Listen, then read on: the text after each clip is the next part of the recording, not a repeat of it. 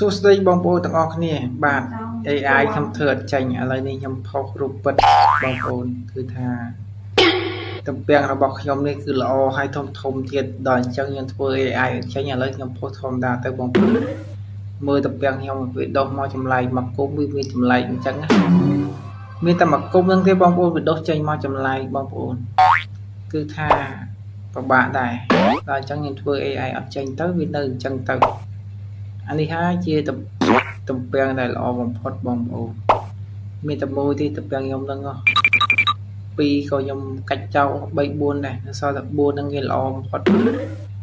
បាទអរគុណបងប្អូនផ្លែល្ពៅរបស់ខ្ញុំបងប្អូនធំហើយវែងទៀតបងប្អូនផ្លែល្ពៅរបស់ខ្ញុំបងប្អូននេះជាផ្លែល្ពៅដែលខ្ញុំវារៀងចម្លែកបន្តិចហើយបងប្អូនវារៀងតម្ម៉ៃមិនទេផ្លែល្ពៅរបស់ខ្ញុំហ្នឹងគឺថាទឹមដាំពូជថ្មីកម្ររកមិនបានទេបងប្អូនអាផ្លែតម្ម៉ៃហ្នឹងខ្ញុំថាដាំយូរណាស់មកបានផ្លែតម្ម៉ៃប៉ុណ្ណេះបងប្អូនអើយកប់សេរីមែនតើបងប្អូនចូលចិត្តអត់អាផ្លែល្ពៅតម្ម៉ៃចឹងខ្ញុំជឿថាបងប្អូនចូលចិត្តអាផ្លែល្ពៅតម្ម៉ៃចឹងអរគុណច្រើនបងប្អូនអាម៉េចទេ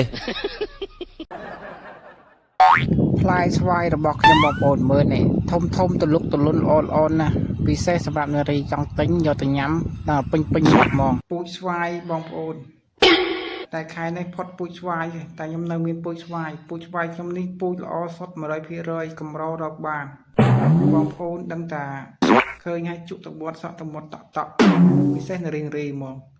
ថាស្វាយល្អអញ្ចឹងហ្មងស្រក់ទឹកមាត់អញ្ចឹងហ្មងអ្នកណាមិនជឿមិនដឹងនេះបើថាស្វាយខ្ញុំឯនៅស្រក់ទឹកមាត់មកតាមមកពីពេញមាត់ល្អធំអញ្ចឹងស្វាយរបស់ខ្ញុំអរគុណបងប្អូន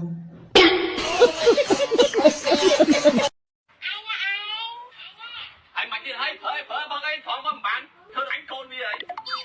អាបើដល់អញនឹងកូនអញ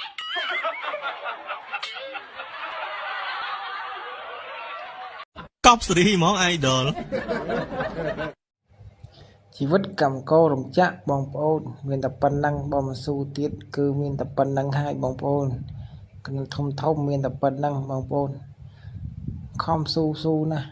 មានតែប៉ុណ្ណឹងបងប្អូនក៏ពីប៉ុណ្ណឹងវាអត់កើតមានតែប៉ុណ្ណឹងទេបងប្អូនហើយជីវិតកម្មកររំចាក់មានតែប៉ុណ្ណឹងបងប្អូនអរគុណច្រើននេះហើយបងប្អូន